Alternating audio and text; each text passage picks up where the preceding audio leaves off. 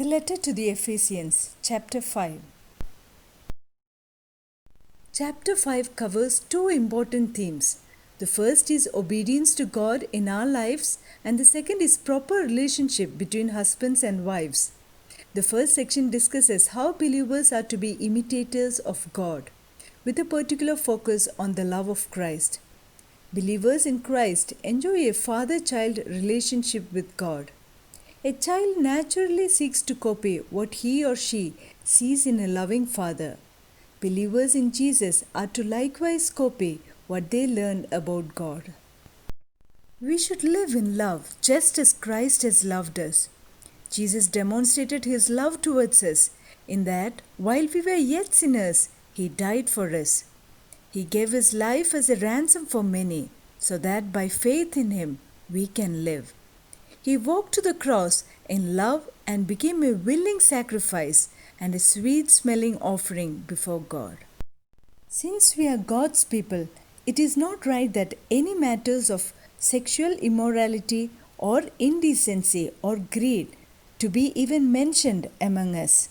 Neither should there be any obscene stories, foolish talk, or crude jokes which are out of place for a believer. Rather, let there be thankfulness to God. We should always speak only in suitable language. Paul again emphasizes that a person who is sexually immoral, indecent, or greedy will not inherit the kingdom of Christ and God. A greedy person is an idolater, as he is giving more importance to other things than Christ. It is easy to succumb to the influence of secular culture and media. This is especially true when it comes to sexual morality. Those in bondage to such things do not submit themselves to Christ and his kingdom. Let no one deceive us with empty words, for because of these things, the anger of God comes on those who are disobedient. Paul is reminding all who have been redeemed from the kingdom of Satan that those who engage in evil ways, such as immorality, impurity, greed, filthiness, silly talk, and crude joking, will come under the anger of God. Let us not be associated with them. Let us not share with them in their actions. We have been lifted up out of a world of deep darkness into the light of the glorious gospel of God's grace. Now, in the Lord, we are light for the world. Our walk through this life as the children of light should be in a way that is pleasing and honoring to the Lord. Our lives should be a reflection of His goodness and grace, His righteousness and integrity, His kindness and gentleness, His truth and His sincerity, His humility and His patient endurance. For the fruit of the light is found in all that is good and right and true.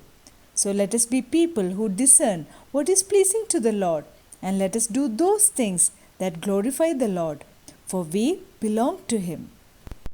There is a world of difference between the unsaved life and the life that we have in Christ. Before salvation, we were the children of the night and a product of the darkness of sin. We were enslaved to sin, but now we have been bought by the precious blood of Jesus Christ. We have been supernaturally delivered from the power of darkness and transferred into the kingdom of Christ. As His people, we are instructed to take no part in the unfruitful works of darkness and to expose them. It is shameful even to mention what these sinful people do secretly. The people who do these wicked things do not want to come into the light so as not to be exposed. But light reveals what darkness tries to hide, thus exposing the sins of these people. When all things are brought out to the light, then their true nature is clearly revealed. Everything that becomes visible is light. When sin is exposed, changes can take place and sins can be forgiven. Exposing the sins paves a way for the sinners to come out of the trap of the sin. It may be difficult for them, but if they believe in God and confess their sins, they can enjoy fellowship with God. Because we are born anew, regenerated by the Spirit, made children of the light, and energized by the Spirit of God, we are to be spiritually awake and aroused from any spiritual slumber. We are to wake up, we are to arise, we are to walk as directed by the Lord. We are to be spiritually alert and grow in grace. We are to mature in the faith and walk in the unity of the Spirit. We are to be holy and righteous and good in all our conduct. For the Lord our God is holy and righteous and good. We are to walk in love and keep on walking in the light, endeavoring to please the Lord in everything that we do. And Christ, the light of the world, will shine upon us. Let us be careful as to how we live. Let us live this life wisely, making the most of the time, because the days are evil. Believers are to live holy lives and share the gospel in preparation for our inevitable departure. In John chapter 9 verse 4, Jesus said, "We must work the works of him who sent me while it is day. The night is coming when no one can work." We should also have that sense of urgency in our lives. We have only one life and it will soon be past, and only what's done for Christ will last. So let us live every day for the glory of the Lord our God. Let us use every opportunity to turn people from darkness to light. Let us use it to show the life of God to all the people around us. Do not be foolish, but understand what the will of the Lord is. Foolishness is against God's desire for our lives. But how do we become wise? Proverbs chapter 9 verse 10 says, "The fear of the Lord is the beginning of wisdom, and knowledge of the Holy One is understanding." Know for sure that there is no greater wisdom than that which is found in the Word of God. We simply cannot grow in wisdom without searching the Scriptures and applying what we learn. When we turn from foolishness, we can focus more clearly on understanding God's will or desires for our lives. Do not get drunk with wine, for that is debauchery, but be filled with the Spirit. The term debauchery is associated with a wasted, unproductive life.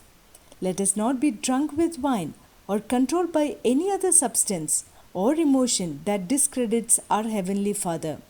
But let us go on being filled day by day with the Holy Spirit of God, so that we may manifest the grace of the Lord Jesus, the love of God, and the fellowship of the Holy Spirit in our lives, today and throughout the rest of our time on earth. Sing psalms and hymns and spiritual songs among yourselves, singing and making melody to the Lord in your hearts. When we are filled with the Spirit, we will have a desire to worship God and to encourage others in their worship of God. Those who are filled with the Spirit will naturally praise, and praise is a way by which we become filled with the Spirit. God instills joy within those controlled by the Spirit. And singing is a great way to express joy and praise. By singing, we can change our whole attitude. It helps us to redirect our focus. Give thanks to God the Father at all times and for everything in the name of our Lord Jesus Christ. The one who is filled with the Spirit will also be filled with thanksgiving. A complaining heart and the Holy Spirit just don't go together. Christians filled by the Holy Spirit give thanks to God the Father on the basis of who Jesus is and what He has done for His people by His death and glorious resurrection. As we saw, the first result of being filled with the Spirit is joyful singing, and the second result is a heart that is thankful to the Father in all things. Be subject to one another out of reverence for Christ. Submission in the context of a Christian relationship includes the idea of putting someone else and their needs above ourselves. This is not for personal benefit, but rather out of reverence for Christ. When we serve others, we serve the Lord. This is an important part of following the example of Christ, who submitted to the will of the Father and gave Himself as a sacrifice for us. Wives, be subject to your husbands as you are to the Lord. The instruction to the wives to submit to their husbands is not an ancient one that needs to be changed or something that renders the wife under cruel subjection to her husband. We should recognize that this is God's order. This is the way the Lord designed marriage to be.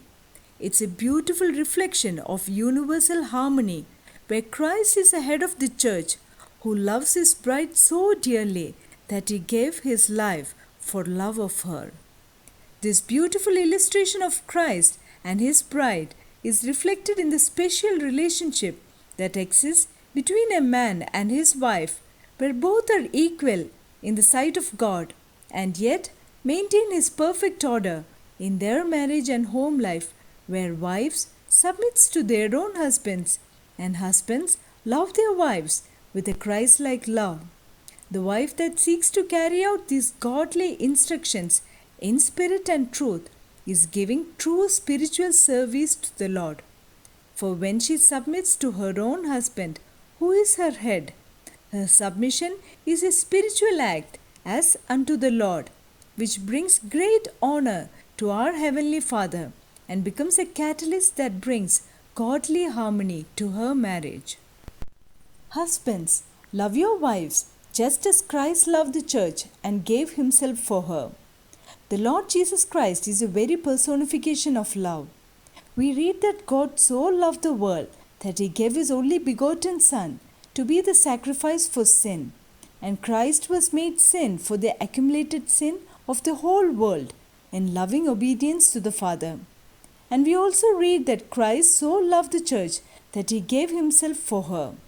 Here we can see Christ's love for his Father and Christ's love for his bride, the church. It was his sacrificial death that paid the price for the sin of the whole world, and it was his glorious resurrection that enabled all those that believe on his name to be sanctified and be made holy in him. To be sanctified means to be set apart for a special purpose. Love was his motivating factor, love for God and love for his bride. And a precious parallel is drawn between the mystic union of Christ with his church and the sacred union of a husband with his wife. Just as Christ loved the church so much that he gave himself for her, husbands are also called to love their wives in the same way.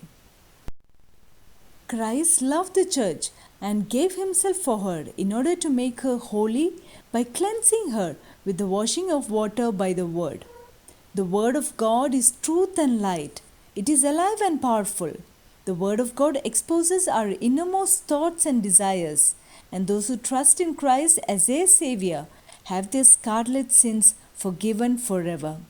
They have been covered in Christ's robe of righteousness. Let us also wash, clean, and daily immerse ourselves in the pure water of the Word of God, so that we may mature in the faith, grow in grace, and come to know the Lord Jesus more and more with each day. Throughout our lives, as we hear and meditate on the Word of God, we are being refined and beautified through its purifying properties, so that in the day of Jesus Christ, His church will be perfected. So that the church will be without spot or wrinkle or any such thing. Instead, we will be made holy and blameless and transformed into the likeness of the only begotten Son of God, to the praise and glory of our Father in heaven. Husbands should love their wives as they do their own bodies. He who loves his wife loves himself. A husband should have the same care for the comfort of his wife which he has for himself.